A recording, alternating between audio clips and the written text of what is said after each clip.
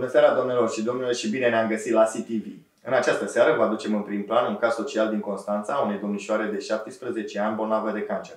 Dar pentru toate acestea le lăsăm pe fetele de la SOS să se prezinte și să ne spună ce înseamnă proiectul SOS. În această seară, prima dintre ele este doamna Sibel Cristea, inițiatoarea proiectului. Bună seara, Sibel! Bună seara și vă mulțumim că ne sunteți alături în acest proiect și mulțumesc de invitație. Vă mulțumim mult de tot!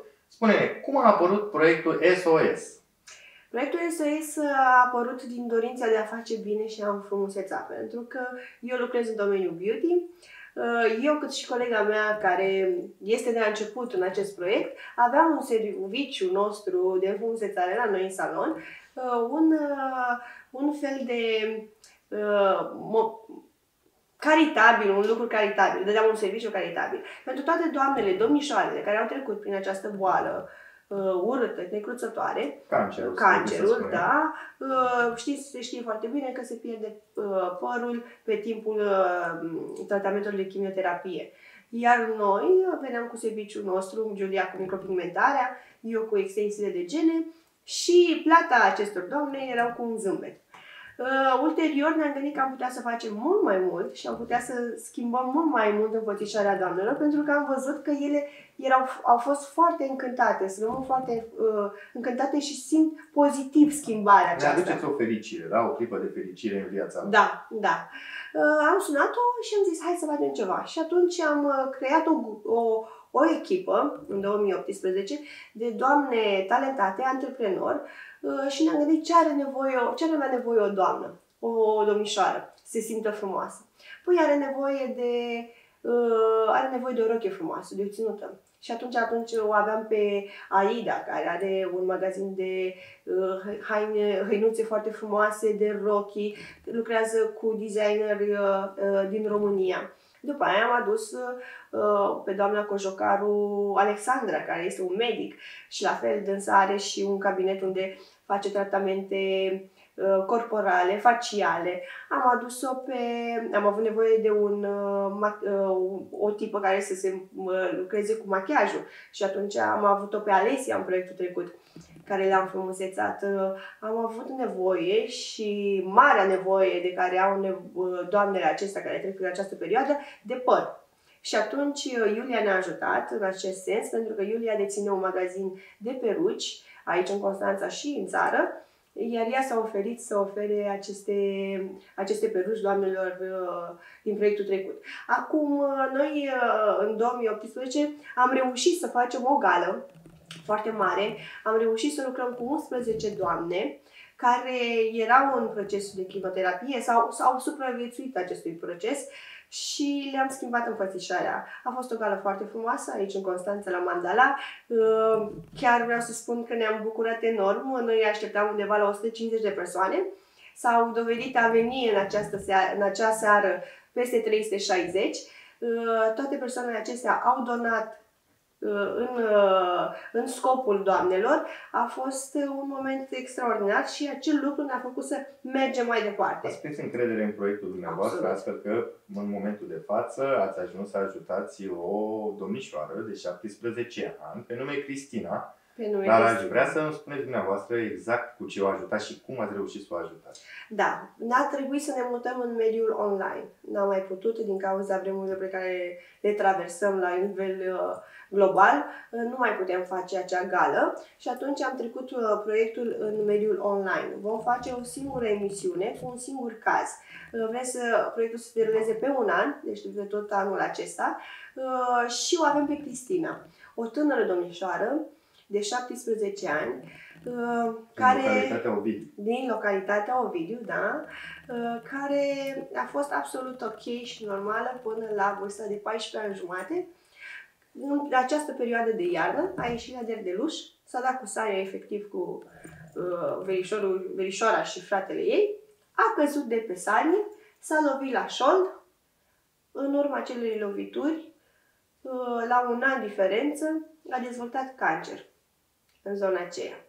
Și de acolo au început toate problemele. Din cauza netratării la timp sau din ce cauză s-a făcut acest cancer? Ce știm noi la moment este că în acea seară a ajuns la spital, a fost tot ok, a spus că nu este nimic important, Dar la o diferență de aproape un an au început durerile și atunci s-a descoperit că este cancer. E un semnal de alarmă când stai să te gândești, pentru că lucrurile acestea le facem toți. Și de aceea ne-a impresionat foarte mult cazul Cristinei, pentru că este o tânără care a trecut a dezvoltat această boală, să spunem, dintr-o joacă de copii. Fiind un copil și la ora actuală, 17 ani, încă suntem copii. Da. Ce rol aveți dumneavoastră în acest proiect și cum ați reușit până acum să o ajutați pe Cristina?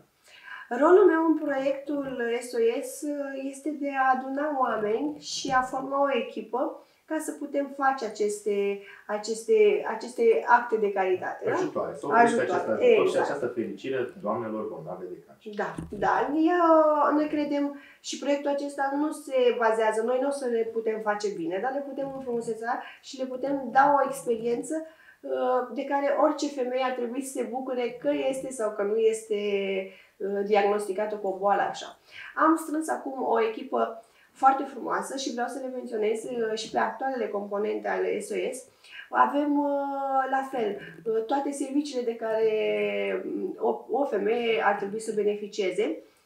Avem pe doamna Fildis Mrini, care ea este medicul acestui proiect, care oferă ochelari și tratamente.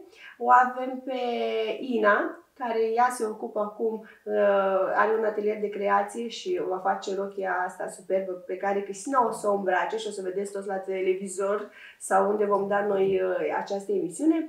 Avem pe micropigmentare Giulia Țoc, cea din proiectul inițial.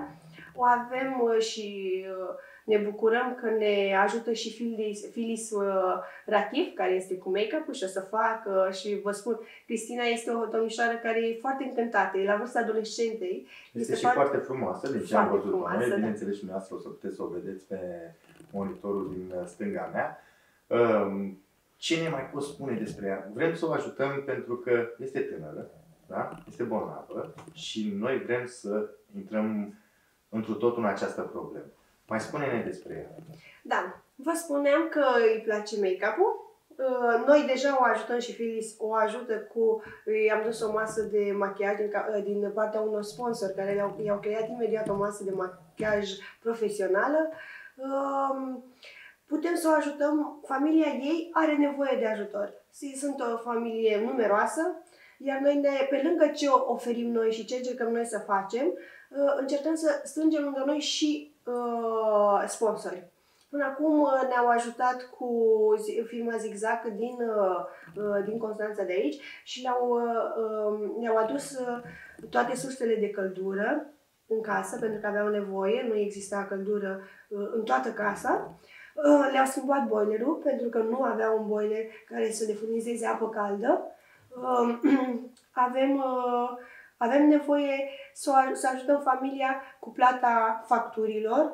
Avem nevoie de absolut orice. Știți ce mi-a plăcut foarte mult la această familie? Că nu ne-au cerut nimic. Sunt atât de modești și atât de cu suflet mare, încât nouă nu ne-au cerut nimic. Dar noi am simțit și sunt ferm convinsă că orice ajutor va face bine familiei. Cum ar putea să doneze oamenii sau cum ar putea să dea de dumneavoastră, astfel încât să vină cu ajutoare? Probabil de toate felurile, de la haine, produse electronice, poate chiar cu bani. Unde vă găsesc? Ne pot căuta pe paginile noastre personale, pe pagina SOS, care e pe Facebook, sau pur și simplu ne pot contacta. Noi nu o să luăm și nu o să luăm vreodată bani, da? Deci nu suntem, dar cu asta îi putem redirecționa direct la familie. Totodată mai există o carte care am pus acolo, pot să o iau da? Cartea aceasta e o carte scrisă de Cristina. Este o carte pe care ea a scris-o în toți anii ăștia cât a fost internată în spital, alături de colegii ei. E o carte cu poezii sau cu gânduri, simțiri pe care le-a trăit ea acolo de colegii ei. O carte destul de tristă, dar și frumoasă. Această carte am găsit-o acasă la ea, cu ceva timp în urmă i s-a publicat cu ajutorul unei profesoare, cu ajutorul unei edituri din Oradea, am reușit și noi, pentru că existau foarte puține exemplare, am reușit și noi să sunăm, să ajungem la acea editură. Ne-au trimis toată cartea și cu ajutorul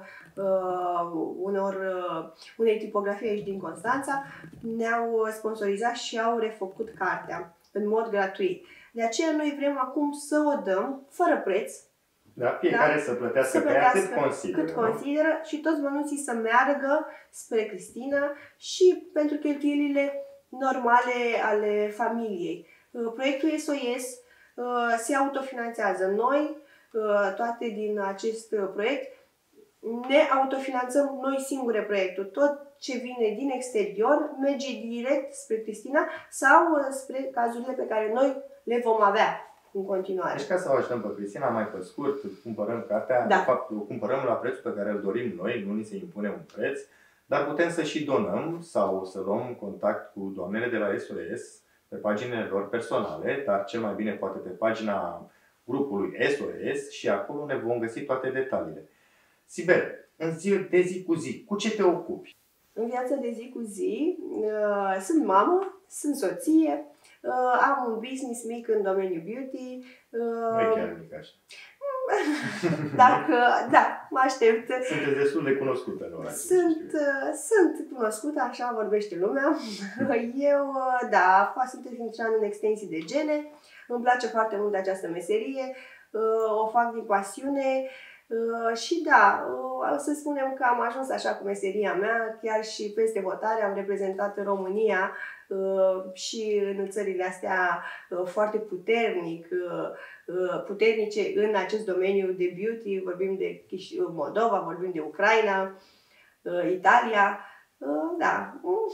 Nu-mi place mie să vorbesc despre... Mai bine vă laudă alții decât să vă... Da. Eu am spus că deja aveți o afacere destul de mare, sunteți un nume în Constanța, vă mulțumim în primul rând că ați apelat la CTV pentru această campanie umanitară. În continuare îi rugăm pe telespectatorii noștri să cumpere cartea Cristinei, dar să și doneze bani. Credeți-ne că la rândul nostru vom încerca și noi să venim cu niște ajutoare cum vom putea. Dar până una alta, pentru a putea să o ajutăm pe Cristina, în primul rând, ar trebui să intrăm pe pagina CTV și să dăm like-uri, dar și distribuiri, pentru că această emisiune va putea ajunge în toată țara, astfel nu numai constanțenii, cei și din România vor putea să donăm.